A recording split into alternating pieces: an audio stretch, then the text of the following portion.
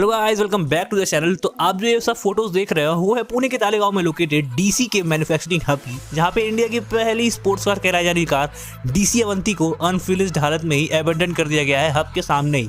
तो ऐसा क्या हुआ कि डीसी अवंती को एबंडन करना पड़ गया? आपको सारी चीज़ें पूरी केस स्टडी के साथ एक एक टॉपिक समझाया जाएगा, बट उसके पहले आपको रीति रिवाज पूरे करने पड़ेंगे। आप में से 96% लोग इस चैनल को सब्सक्राइब करते हैं, तो please consider subscribing the channel, क्योंकि हमें इस साल के एंड तक 10 के सब्सक्राइबर को हिट करना है। आपके लिए तो ये फ्री है, बट हमें इससे बहुत ही ज़्यादा मोटिवेशन मिलता है। तो प्लीज़ जल्दी जल्दी सब्सक्राइब कर लीजिए चैनल को और 10 के सब्सक्राइबर हमारे हिट करवा दीजिए। तो स्टार्ट करते हैं वीडियो को। डीसी अवंती दिलीप छाबरिया के लिए एक बहुत ही एस्पिरेशनल प्रोजेक्ट था, बट वो फेल हो गया। एक कार के डाउनफॉल के लिए बहुत ही सारे फैक्टर्स होते हैं जो रिस्पॉन्सिबल होते हैं, और ऐसे ही कुछ फैक्टर्स के बारे में आज हम बात करेंगे जिसकी वजह से डीसी अवंती फेल हो गई थी। तो पहला फैक्टर था मैन्युफैक्चरिंग मिस्टेक, या फिर इंजीनियरिंग मिस्टेक भी कह सकते हैं आप इसको। किसी भी स्पोर्ट्स कार की यूएसपी होती है उस कार की स्पीड। बहुत ही कम टाइम में बहुत ही ज़्यादा स्पीड अटेन करने के लिए किसी भी स्पोर्ट्स कार का एरोडायनेमिकली परफेक्ट होना बहुत ही ज़्यादा ज़रूरी होता है, ताकि उस कार की परफॉर्मेंस में कोई भी कमी ना आए।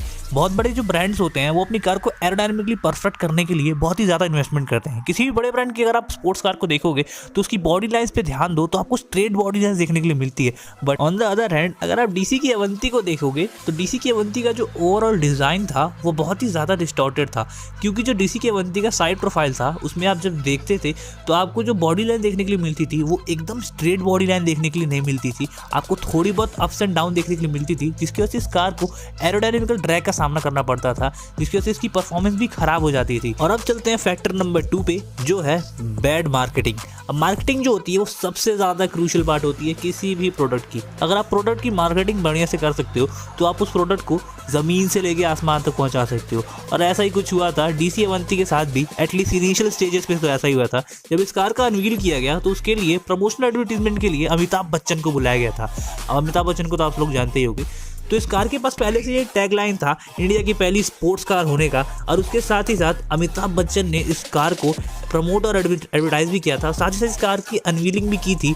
तो इसकी वजह से इस कार की जो हाइप थी वो बहुत ही ज़्यादा बढ़ गई थी। किसी एक ट्रेंड की तरह इसकी जो हाइप है वो अचानक से ही बढ़ गई थी।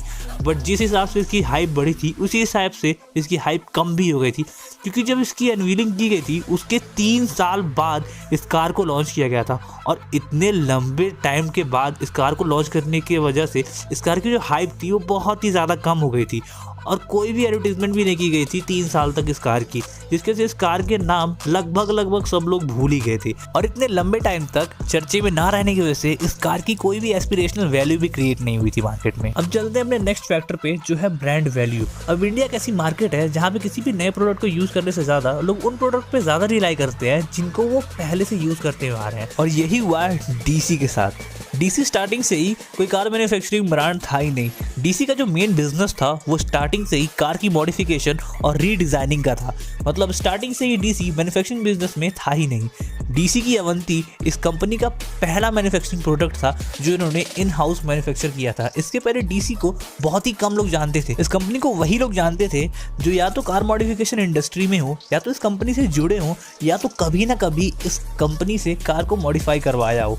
और इसी की वजह से इस कार की जो ब्रांड वैल्यू थी वो उतनी खास थी नहीं, क्योंकि बहुत ही कम लोग इस कंपनी को जानते थे। और ये जो कार है वो वैल्यू फॉर मनी भी नहीं थी, क्योंकि इस कार की जो प्राइस रेंज है वो 35 लाख से स्टार्ट होती थी और 49 लाख तक जाती थी। मतलब इतने ज़्यादा पैसे लेने के बाद भी इस कार का जो इंटीरियर देखने के लिए मिलता था आपको, वो इतना बेसिक इंटीरियर देखने के लिए मिलता था कि एक स्पोर्ट्स कार में लगता था कि आपको वीडियो गेम का सेटअप दे दिया गया हो। जाहिर सी बात है, अगर कोई भी एक बंदा स्पोर्ट कार परचेज करता है तो उसका एक एक्सपेक्टेशन ज़रूर होगा कि उस कार में आपको स्पोर्टी इंटीरियर ज़रूर देखने के लिए मिले, क्योंकि जब भी उस कार को ड्राइव करेगा तो वो उस कार के इंटीरियर में ही रहेगा। और इतना बेसिक इंटीरियर किसी भी अगर स्पोर्ट्स कार का होगा तो जाहिर सी बात है उसका जो ओनर है वो चलाते चलाते कभी ना कभी तो इस कार को बोर ज़रूर हो जाएगा।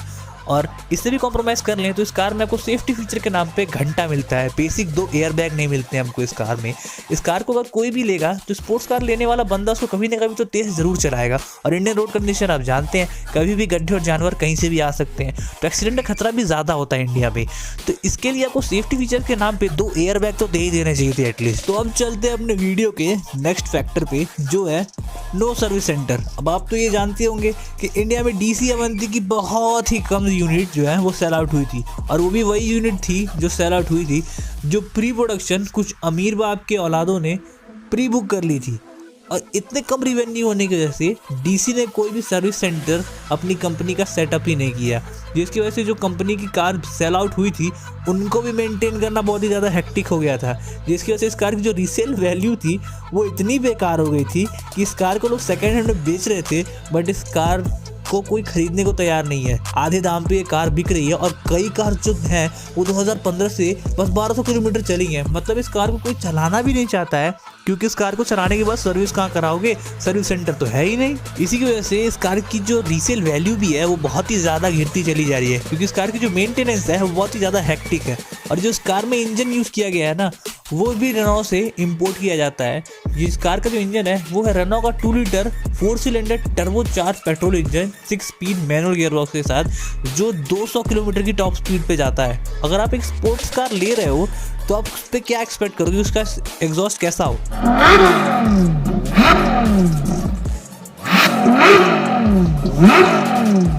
ऐसा आप ये एक्सपेक्ट करोगे ना कि इसका एग्जॉस्ट कुछ ऐसा होना चाहिए, बट आपको क्या एग्जॉस्ट मिलता है, ये।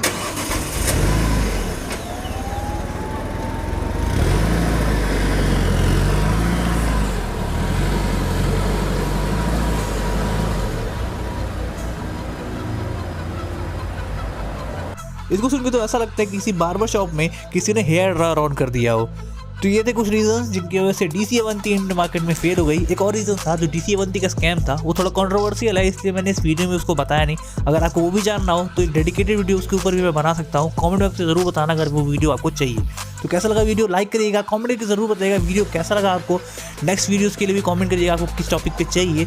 और 10K करवा दो यार जल्दी से, सब्सक्राइब करो चैनल को, बिना बेल नोटिफिकेशन ऑन किए कहीं मत जाना। और यहाँ तक अगर वीडियो को देख लिया है तो thank you very much, bye bye.